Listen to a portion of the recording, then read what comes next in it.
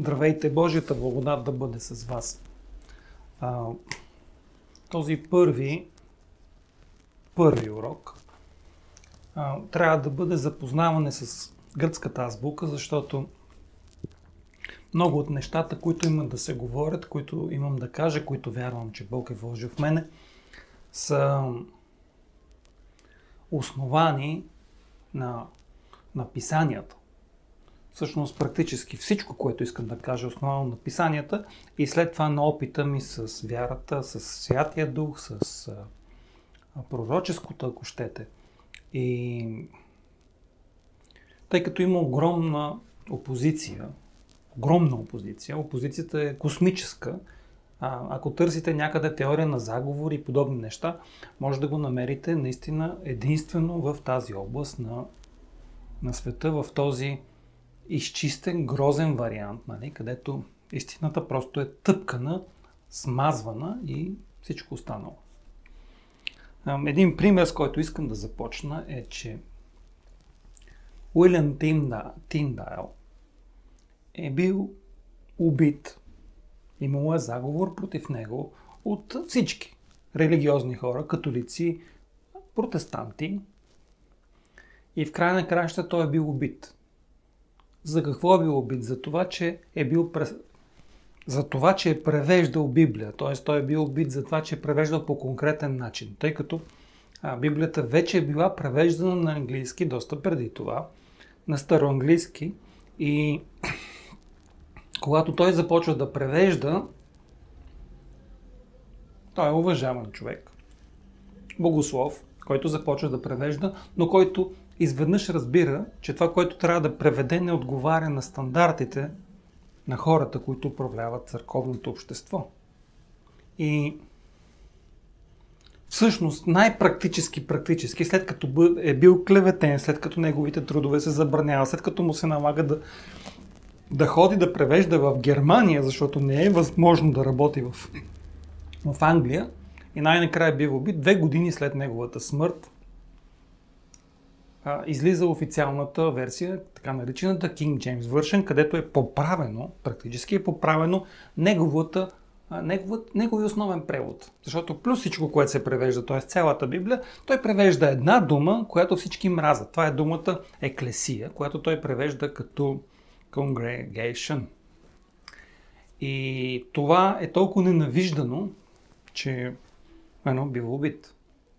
Човека дава живота си, за да има точен превод. Така че ви моля за търпение и се надявам да сте гладни и да се интересувате от истинското Слово Божие, защото църквите са не много пълни, но са пълни с хора, които нямат голям интерес от Божието Слово в действителност. Повечето хора обичат да ходят на църква, обичат да се забавляват.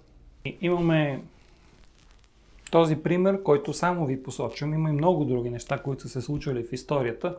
Знаете, Библията е била забранявана от религиозните хора, преводите са били забранявани. За съжаление, когато реформацията започва да превежда Библия, те не превеждат цялата Библия. Реформаторите имат неблагоразумието, несмелостта, страха или интересите. Мартин Лутер, всички останали, знаеме примерно за някои от реформаторите колко действително са били хора зли. Като например, да кажем Цвингли, който всъщност е бил нещо като папа инквизитор и е убивал хора в Швейцария. За известния там случай с онзи човек, който превежда Антверпенската Библия. Един испанец, който участва, сега не помня името, но ще ви го кажа следващия път, участва взима ръкописи, с които ръкописи е била работена Компутенската Библия, и с тях отива и работи в Антверпен, което е в Холандия, и правят тамошното издание на Библията, което после се използва от King James Version и така нататък. И заради несъгласие с Цвингли, първо католиците го гонят, защото те не са съгласни с въпросния човек. Така че той бяга при протестантите, при Цвингли. И Цвингли го убива. Тоест, те не са съгласни и те с него. Но несъгласието се изразява в убийство на човек. Така че имайте в предвид, че става дума за сериозни гонения и за това, което говоря в момента, е едно от най-мразените неща на планетата Земя от религиозните хора. Това е ненавиждано слово. Вие ще чуете опозиция от всички пастори на планетата, от всички попове, от всички епископи и всичко останало. Папите и който друг. Защото това показва, че те не са си на място. Това показва, че те нямат такива легитимни права, за каквито претендират. И това е много тежко, разбира се, за много хора. Знаеме, че по времето на нашия Господар Исус е имало много такива хора, които са обичали първите места по синагогите, които са обичали да ги наричат учители, които са обичали различни неща, разбира се, много пари. И така ние имаме една много лоша база. Много лоша база, от която можем да започнем този разговор и от който аз мога да се опитам да ви обясна нещо. Разбира се, българите по принцип имат привилегията да имат до някъде повече информация в мрежата, отколкото останалите народи. Повече информация. И аз много съжалявам, че тази информация до сега някак си не беше подкрепена не беше разбрано. Имаше интернет сайтове, имаше различни начини, по които се говореше с хората, но това никога не беше достатъчно и хората продължават в техните си неща. Казвам Божиите хора, т.е. вие. И за всяко нещо си има причини и единственият начин обаче тези причини да бъдат обяснени и християнството да отиде там, на където трябва да върви и да върви по този тесен път, който ни е оставен от Господаря, единственият начин е връщането в писанията. Известният лозунг на Мартин Лутер, само писанията, е верен, но не е изпълняван от самия него. В много области. Най-малкото, например, е писал против евреите и създава големи прецеденти. Минимума. Да не говорим за всички останали неща. Участието на протестантите в войните, участието на баптистите в избиването на анабаптисти. Тоест, Лутер не е завършил този път, който той добре го е начертал, но не го е извървял. Тоест, когато е казал само писанията, не е могъл да завърши тази част от само писанията. Просто е продължил с църковни традиции, църковни религии. И проблема на тези църковни традиции и религии е, че те не са случайни неща. Ние не можем да кажем така. Имаме един квадрат, в който това е рамката, която Бог ни е сложил и ние трябва да живеем в тази рамка. Ние не можем да кажем по никакъв начин, че тази рамка може да бъде така. И да живеем в тази рамка. Защото ето това поле тук е света. Но също така това поле са нещата, които отнемаме от Божието Слово. Така че ние имаме един живот, който всъщност е доста стеснен. И ако да кажем в един момент се окаже така, всичко, което има от Божието Слово, е едно малко квадратче.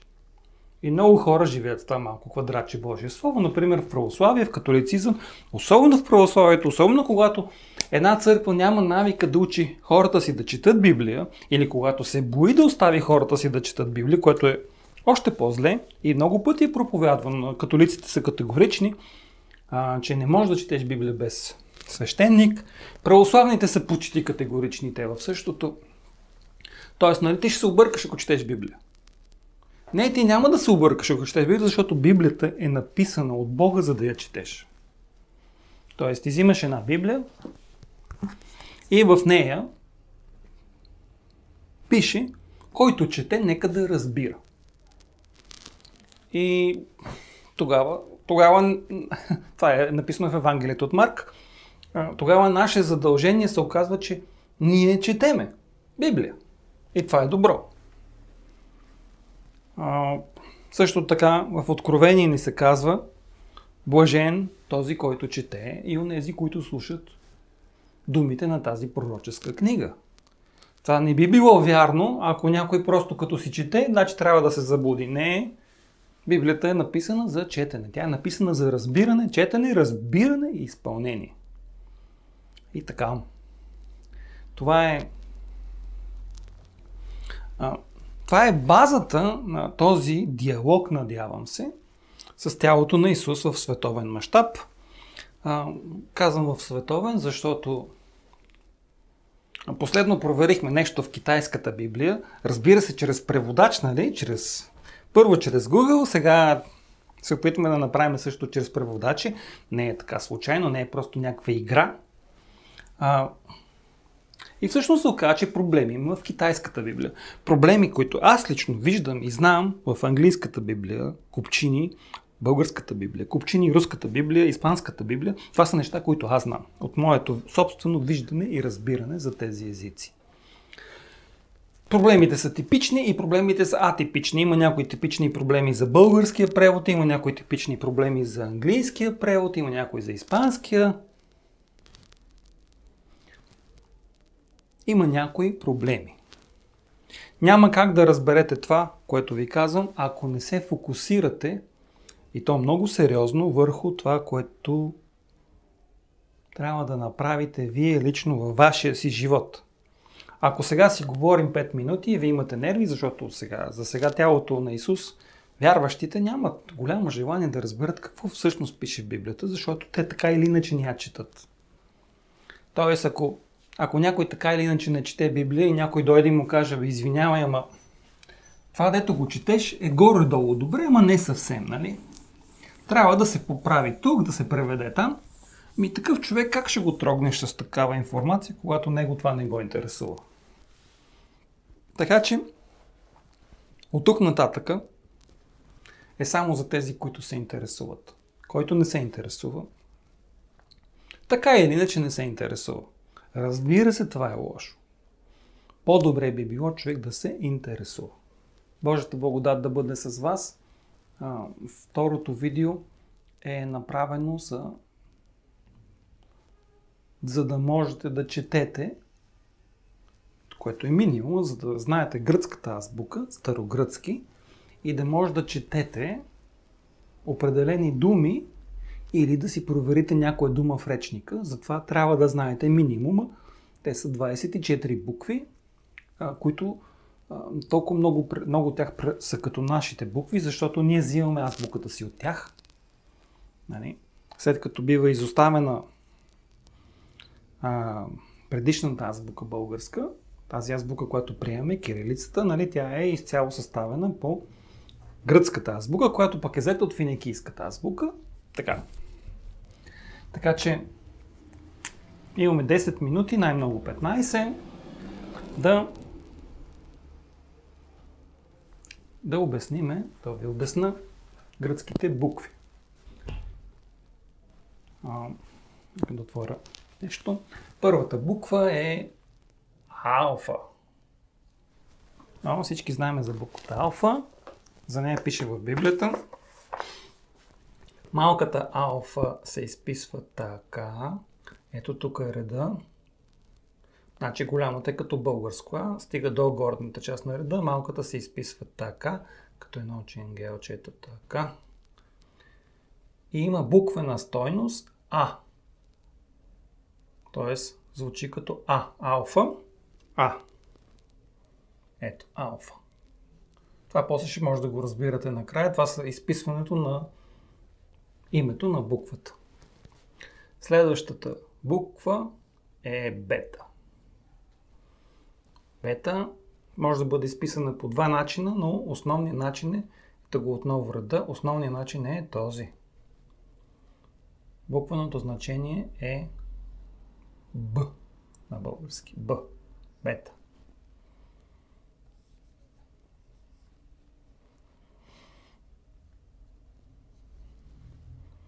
Така. Третата буква е гама. Малката, обърнете внимание, както е реда, тя се пише надолу от реда. Всички, които разбира се са изучавали математика в училище или нещо подобно, са се сблъсквали с тези букви, алфа, бета, гама, винаги в училище се работи с тях. буквената стойност, звуковата стойност на буквата е Г на български или ето тук ще го запиша Н. Това се случва, например, в съчетанието, да запишем първо гама, така, гама, така. Ако имаме да кажем, ето това съчетание Г и Г, това се чете Г. Okay. Така, например, в думата ангелос, известната дума ангелос, се пише с две гъта. Следващата буква делта.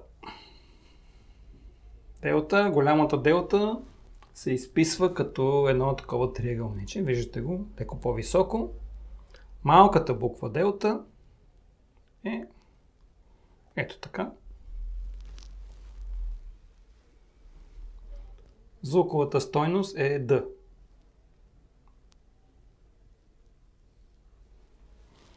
Така, делта.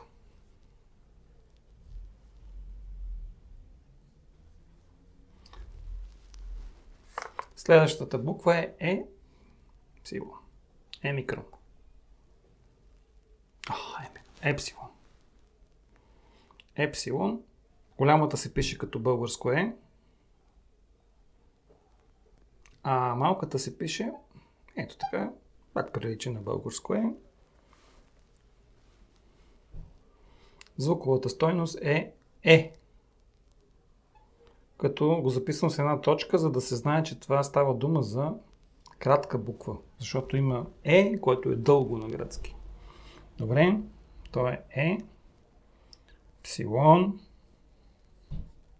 което означава високо. Така. Следващата буква е зета. Зета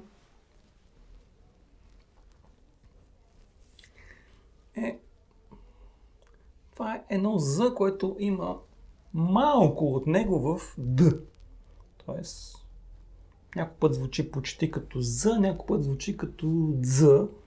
То се усеща, не е някакъв голям проблем. Освен това не е говорим език, така че произношението е съвсем условно, колкото да може да различавате буквите, защото почти никой или малко хора говорят на този език или правят нещо на този език. Сега аз лично знам няма познавам жената, но знам за жена, поетеса българка, която пише стихове на старогръцки. Просто съм чувал, че има такъв човек. Така. Малката зета, обърнете внимание, се изписва на височина колкото голямата. Но ето така, с едно ченгелче тук. Така, слизате надолу и има едно ченгелче. Звуковата стойност е Дз или З. Така. Името на буквата е зета. Така. Следващото е въпросното. Сега тук имаме, така да кажем, краткото е, нали? Не така да кажем, а краткото е. И сега имаме една буква, която се изписва като българско в главния си вариант, наречена ета. Малката ета е, както е така реда, ето така се изписва. Нали? Има звукова стойност Е, само че дълго е. Тоест, да кажем, два пъти по-дълго Е. Ако едното е другото е. Така. Това е ета. Добре. Следващата буква е Theta. Okay. Главната се изписва така и сега вътре има едно, което може да го срещнете така или може да бъде просто една права черта от тук. Малката, както е така реда, нали, се започва така от тук средата, стигате догоре като за О, но се връщате от тук. Сега звуковата стойност на тази буква е малко особена, няма я на български и затова се обяснява или с английското the, или с испанското th. Тоест, езика отива към зъбите, пред зъбите и казвате th. Може да кажете с въздуха така th, Опит да се каже С и опит да се каже Т. Така че това е опит да се каже Т. Th. Мога да го запиша като TH от английски. Или като, ако го записам на испански, трябва да го запиша с... Евентуално, всъщност така ще го оставим, защото не знам как да го запиша по друг начин. Th. Запомнете го, че е този странен звук Th. Това е тета. Окей. Следващата буква е йота. Йота се пише като една чертичка, както на английски се пише и на латинските езици. Малкото това е както ние в букварите в първи клас пишехме едни такива ченгелчета. Това е гръцката йота. Забележете, че няма точка отгоре. Гръцката йота. Не се обърквате в текста, няма никаква точка. Звуковата стойност е И. На български е написано И. И това е буквата йота. Така. Следващата е капа. Капа е К. Така, малко, голямо. Звукова стойност К. На български. И капа. С двойно П. Така. Капа. И сега да продължа нататък. Ще трябва да изтрия дъската.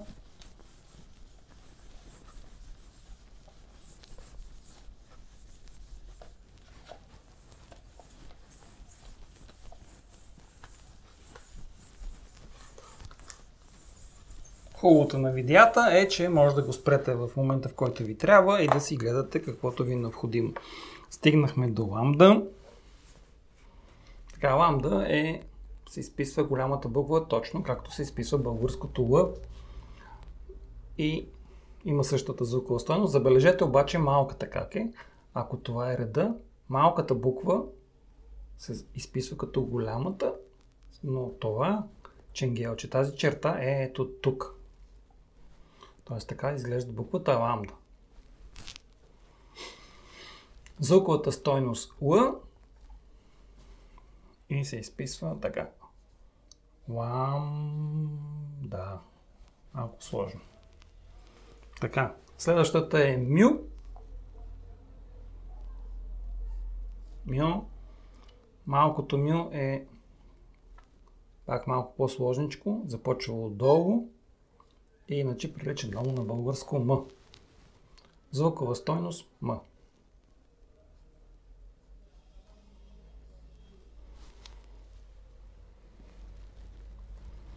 Така. Мю. Ню. Сега, ню е типично, нали, на английски, испански и останалите западни езици, които имат латинската азбука, е лесно разпознаваемо, но проблема е малката буква. Трябва да обърнете сериозно внимание на ню, което е нещо така. Нещо като В, леко изкривено В. Остро отдолу. Трябва да се внимава, защото къде да запиша? Ето тук ще запиша, защото има една буква, която е по-нататъка, която е юпсилон и която много прилича. Списва се така и много прилича на ню. Така че трябва да различавате, че едната отдолу е остра, а другото отдолу е кръгла. После ще видите самата буква. Звукова стойност на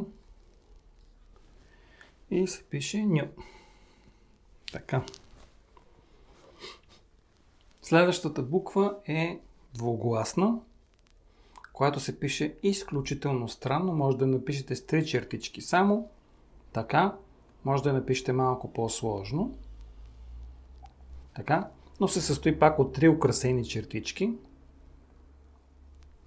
Малката буква е абсолютно странна в началото, когато я видите. Ето го реда.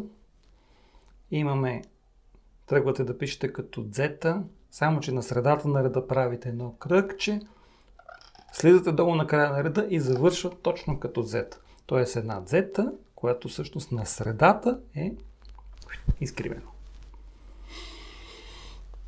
И така, думата е кс, звуковата стойност е к, с. И е кси. Okay. Следващата е омикрон, което е както българското О, малко и голямо. Звуковата стойност е О, така се произнася О и пише се омикрон, което означава малко. След малко ще разберем защо означава малко. Така, О. Пи. От математиката тази буква е добре известна. Този вариант изглежда точно като българското П. И Пи, малкото, е ето така две ченгелчета и като П. Както се пише П в първи клас. Или втори. Няма значение. Звуковата стойност е П. И е Пи. Okay. От математиката какво ни е известно? Че това е числото π, нали? 3,14. Което е число, което се използва при решаване на задачи за кръг. Така, това не ни засяга в момента много, но все пак с това е известна буквата π. Следващата буква е Ро. Ро, малката се пише прилича на българското Р. Звуковата стойност на Ро е Р. Но само прилича. Така, имате, както е реда тук, като тръгва в тая посока и завършва с типичния за гръцки език, така закръглен вариант и край на ченгелче. Така. Изписва се Ро. Така. Не обръщате много внимание на различните за сега ударения, после ще говорим за ударенията. Следващата буква е сигма. Сигмата е известна от математиката също. Сигмата, сума и подобни неща. Сега, сигмата е единствената буква, която се изписва малката буква по два начина, в зависимост къде се намира самата буква. Ако е в началото на думата или в средата, се изписва така. И ако е в края на думата, прилича много на латинското са, само че е под реда. Ето както е реда, ченгелчето слиза под реда. Това е сигма. Звукова стойност С. Така, и се изписва сигма. Okay. Следващата е тау. Малкото Т, ето така. Като едно П без едното ченгелче, което е напред. Звуковата стойност е Т. И се изписва така, тау.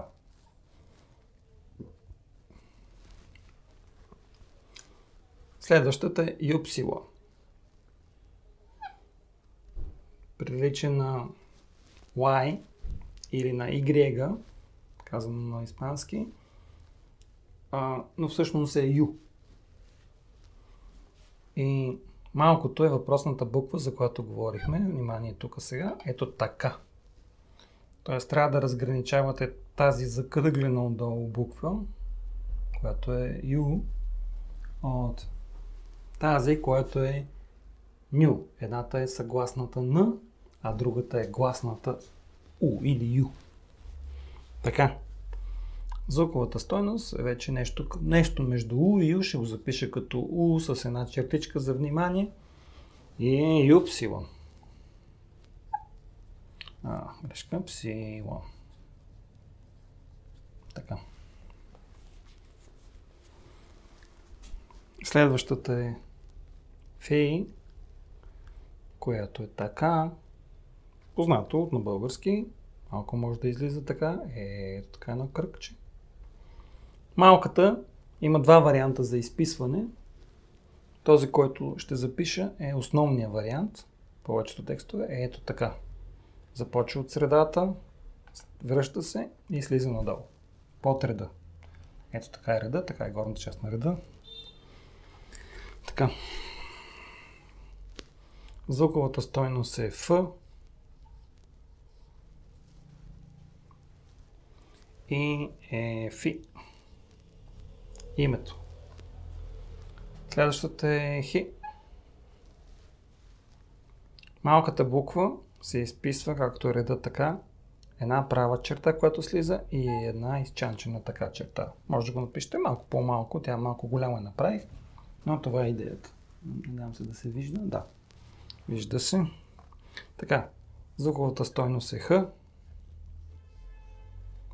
И се изписва Хи.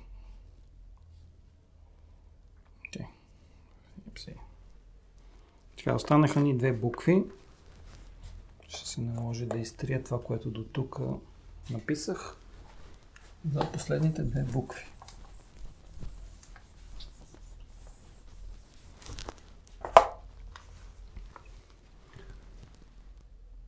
Пси е другата двугласна. Значи предишната двугласна беше кси, а тази е пси. Пси, голямото се пише голямо, малкото е същото, но се пише малко. Нещо такова, може малко да има някакво украшението така в тази посока, може да няма. Звуковата стойност е ПС, П и С. Името е Пси.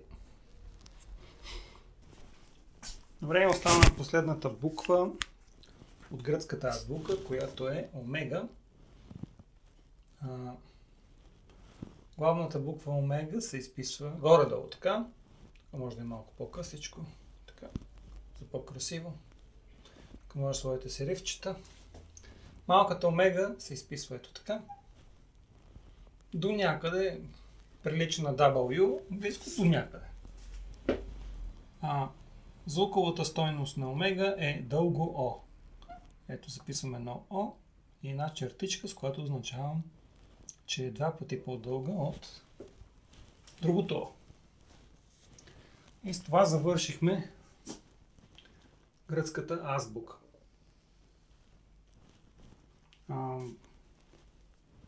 Като забележка за хората, които изучават Библията, е, че на иврит имаме Ш. Имаме Ш. Може да запишете така, но ето и с английското изписване на Ш така, на български така. И нямаме никакъв начин да изпишеме Ш на гръцки. И ако имаме едно име, което е Ешуа, да кажем, или нещо подобно, на гръцки записваме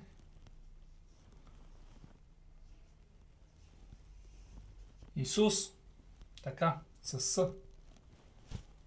Тоест, липсата на Ш е толкова...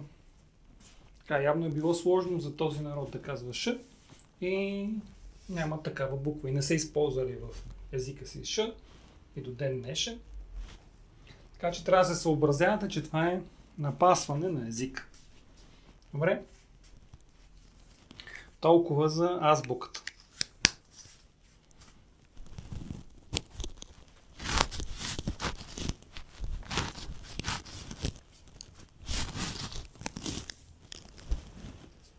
Сега има нещо, което е много важно.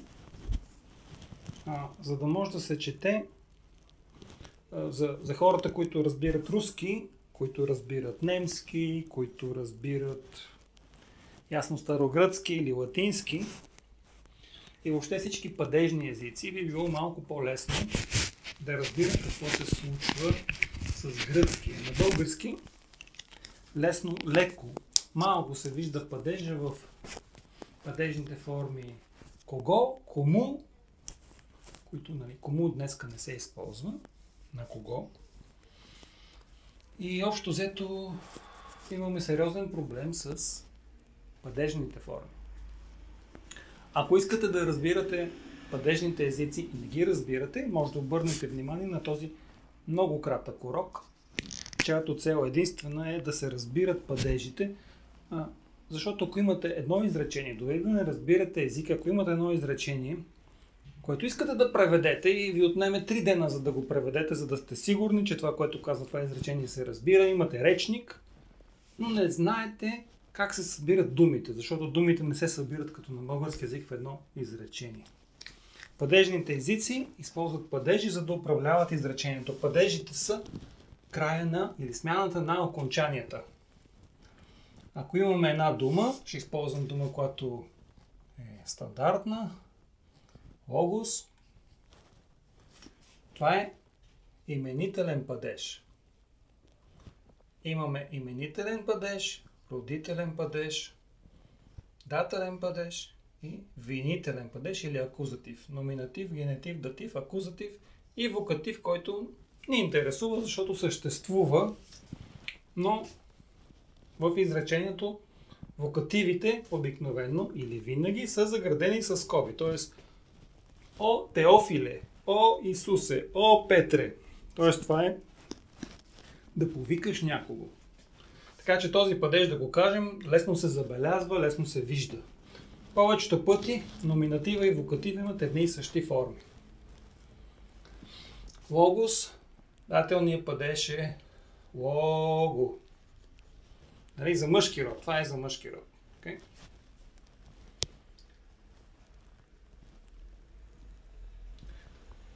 И след това имаме, дори само от тези двата падежа, можете да видите лесно, че се променя окончанието на думата. Само задната част на думата, нали, ето тази. Корена на думата остава същия, той се разпознава и отзад се променя окончанието според падежите. Това се случва по няколко правила. Имаме първо, второ и трето склонение на съществителни и прилагателни, на причастията и общо взето това, което всъщност искам да ви покажа е, тъй като за 5 минути не може да бъде показано цялото склонение и спряжение, искам да ви покажа просто логиката, как работят тези падежи. Основната логика е следната. Имаме едно изречение, което ще го напишем на български език. Иван яде торта на масата. Така. Надявам се да се вижда добре. Така. Тук. Имаме Иван, който яде торта на масата. Това изречение е на български език. На български език ние трябва да сложим в общия случай подлога, сказуемо, ето пишеме подлог, сказуемо, който е глагол в изречението. След това имаме Иван яде какво? Нали? Имаме прякото допълнение, торта. Пряко допълнение. И къде е Иван яде торта? На масата. Нали? Тоест имаме не пряко допълнение с предлога. Нали? На масата. Тоест тук пишеме непряко. Непряко допълнение. Окей. На гръцки имаме следната история. Подлога е в номинатив. Подлог. Пишеме номинатив. Иван. Следва сказуемо. Следва прякото допълнение. Прякото допълнение на гръцки е в акузатив. Пряко допълнение. Ако попитате защо на гръцки прякото допълнение е в акузатив, не питайте, просто така е език. Това е, трябва да се запомни. Тук записваме акузатив, т.е. торта е в акузатив.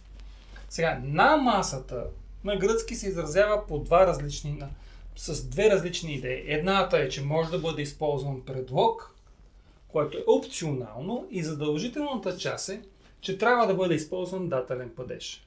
Не пряко допълнение. Така че ние тук пишеме датив и слагаме предлог. може предлог плюс датив. Може да има предлог, може да няма предлог. Т.е. това е опционално, зависи от случая. Но самото съществително маса, който в случай ще бъде трапеза, да кажем, е в дателен падеж.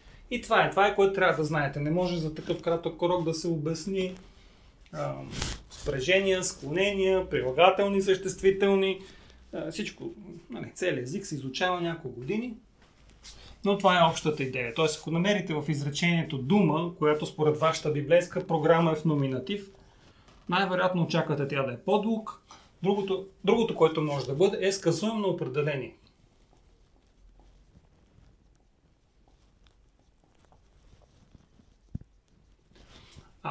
Останаха генетивите. Ако видите дума в генетив, тя служи за определене, за определение. Към която и да е дума. Значи, ако има генетив, който седи близо, т.е. отзад, отпред, около някоя дума, обикновено отзад, тогава можете да предположите, да кажем, яде торта и тук зад торта има дума в генетив. Някаква дума. Което сега не знам коя. Ето, тук има някакъв генетив. Може да предположите, че това е някакво определение към торта. Същото важи за маса, същото важи за Иван, без си яде. Така. Това е. Така горе-долу с това разбиране, ако разбирате българска граматика, какво е подлог, сказуемо определение, не пряко допълнение, и това е вече звателен падеж вокатива. Звателен падеж. Така. Значи номинатив е именителен падеж. Падеж на името. Именителен падеж. Генетива е родителен падеж. Това са българските наименования.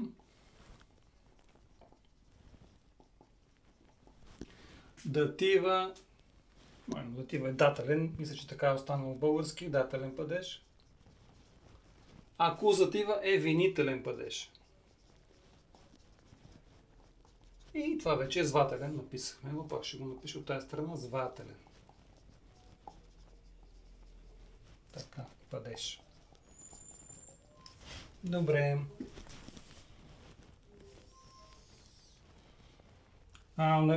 Препинателните знаци, които се използват на гръцки, са точка, която означава точка, запетайка, което означава запетайка, горна точка, която има две значения. Може да е равно на точка и запетайка, и горната точка може да е равна на две точки.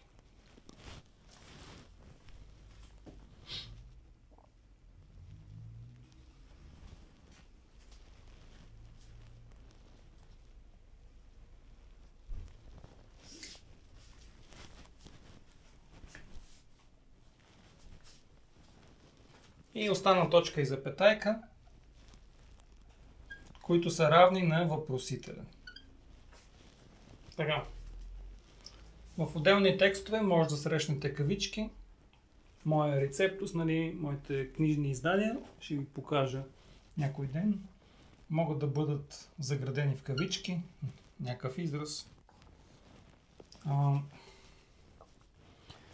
Сега, в някои текстове изречението след точка, имаме точка, изречението започва с малка буква, или изречението започва с главна буква.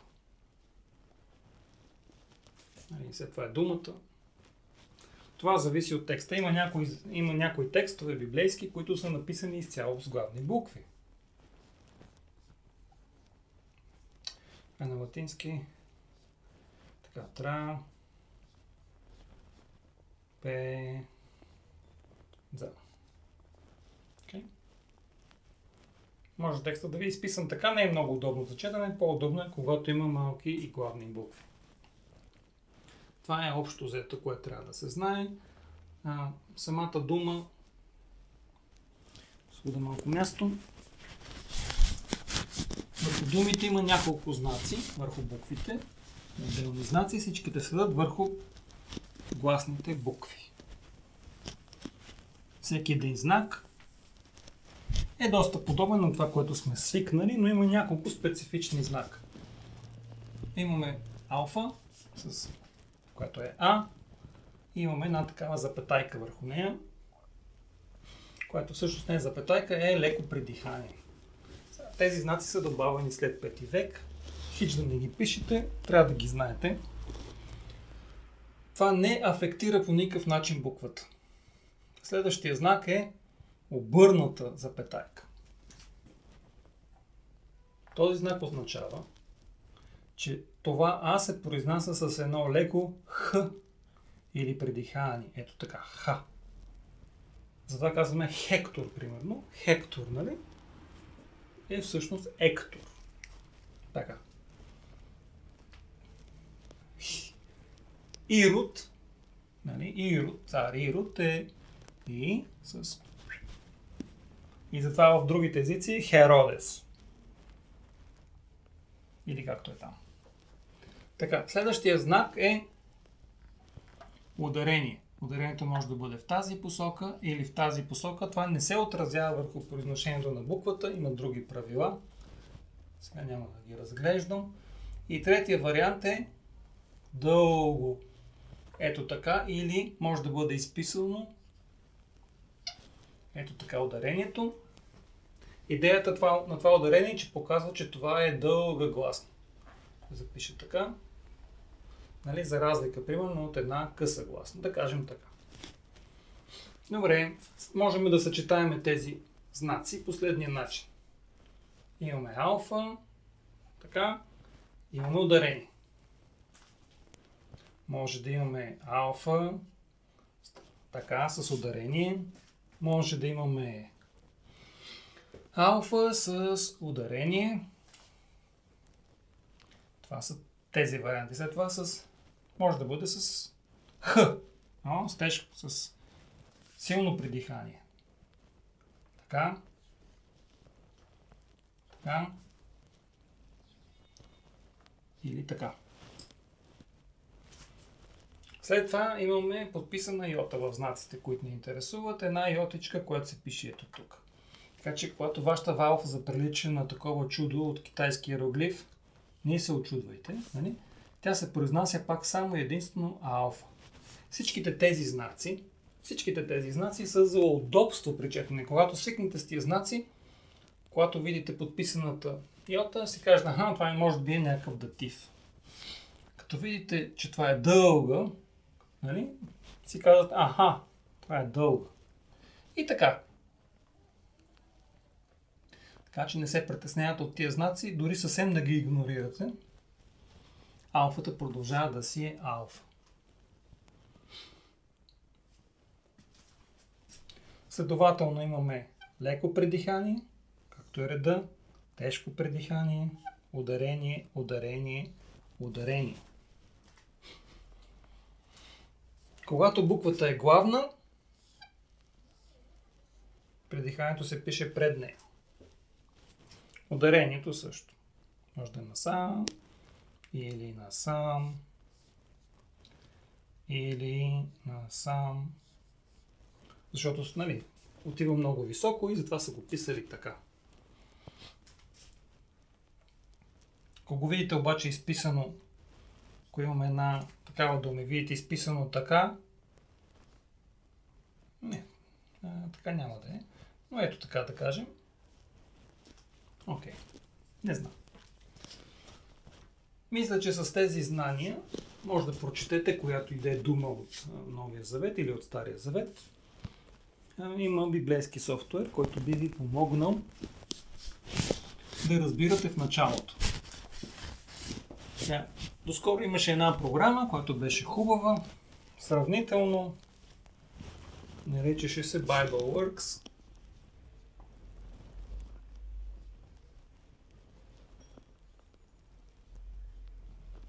И тя вече не съществува. Ето заграждаме, че не съществува. Фалира, че струваше луди пари. Долната граница беше от $400 и стигаше до към 1200. Има една, която е Logos Bible Software. August Bible Software. Тя е още по-скъпа, някъде, не помня от колко почва. Това са скъпи програми, които ви помагат да изучавате оригиналните езици. Сега обаче има тук телефона, има много по-прости неща. Иконката на програмката е така. Това е в телефона, една рибка в тая посока. И това е, мисля, че как се казваше. Тук има гръцки текстове, има гръцки, който може да ви помага за да изучавате Библията или най-малкото да проверите дали това, което казвам в дадена ситуация е същото. Така. Ако не, намерете някой, който има компютър, който е инсталирал някакъв софтуер и така се справяте. Или с телефона. Телефона също върши достатъчно работа. Отваряте си текста, активирате такива имени. В този случай са ни така наредени няколко ната, ако са на брой 3 и това е някакво копче, значи без едно, някакво копче, което като го натиснете, след всяка дума ви дава две неща. Сега в момента съм отворил на Деяния, 16 глава, 4 стих и тя започва последния начин. Имаме 4, след това хос. Аз знам, че хос, тук пише ос.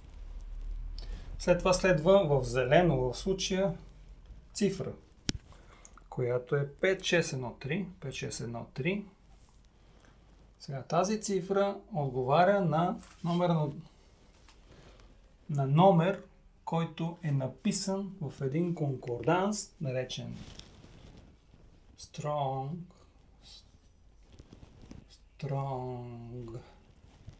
И тук имаме S, Strongs. Това е англичанин, който мисля, че е преподавател в университет, ако не се лъжа, в миналото и прави заедно с студентите си един конкорданс, който дава значенията за Новия Завет. Така че ако отворите Strongs, самата ви програмка го отваря по принцип. Ако натиснете върху номера, тя отваря значението на думата, но значението, което е употребено в King James Version. Това не е речник. Нали? Ето записвам не е речник. Това е много важно да се запомни. Не е речник. Намирате библейски софтуер, някаква програмка. Обикновено може да видите следното. Аз съм отворил на Деяния 16 глава, 4 стих. Той започва така. Малка четворка. Хос. След това следва 5, 6, 1, 3, т.е. един номер. И след това следва А, Д, В. След това следва следващата дума. Това нещо, така започва 4 стих и това нещо е едно. След това започва следващата дума, което е Д. И пак номер, цифри, т.е. цифри, букви и дума. Следващата. Идеята е следната. Тези цифри отговарят на номер, тези цифри са номер, който е според един конкорданс, наречен Strongs. Strong е личността, Strongs е, т.е. неговия конкорданс на Strongs. При мен е отворен. Как се отваря? Като натиснете върху цифричките, те са активни и ви отварят ето хос и след това някакви обяснения. Сега, внимание с обясненията. Това са обяснения, които посрещат значението в King James Version. Не винаги това значение отговаря на всичко, което означава тази дума. И някой път може да срещнете странни религиозни неща, които са абсолютно неверни. Абсолютно неверни и напълно. Така че внимавайте с този софтуер в това отношение. Това нещо ето тук. Така. След това виждате буквички. Натискаме буквичките и получавате, че това е адвербиум. Адвербиум. Okay. Може да получите, че тук е съществително, прилагателно. След това ще имате род, число и падеж. Така може да откривате падежа. Когато ето записвам някаква дума и пише апостолон. Така, съществително, това е думата, коя е думата? Какво съм натиснал? Апостолон, т.е. пратеници. И са в генетив, множествено число, мъжки род. Интересува ни падежа и числото. В случай. Ако просто превеждаме едно изречение, падежа, числото, разбираме, че е съществително, мъжки род или какъвто е род там. Малко е сложно. Но това е горе-долу идеята. Сега проблема е, че всичко това е на английски. Тоест трябва да си намерите начин да разберете всичките означения. Ако някой ден има време, може би ще направим това нещо в тези уроци. Ако. Тоест това е до тук, ето така. Това е предишното, без четвърката. Така. Това е за употребата на библейския софтуер. Частичната употреба на библейския софтуер. Може да записвате въпроси, ако имате, и ако мога да ви отговоря. Разбира се, по-удобно е да имате някой, който да ви отговаря наблизо под ръка. Някой, който знае за какво става дума.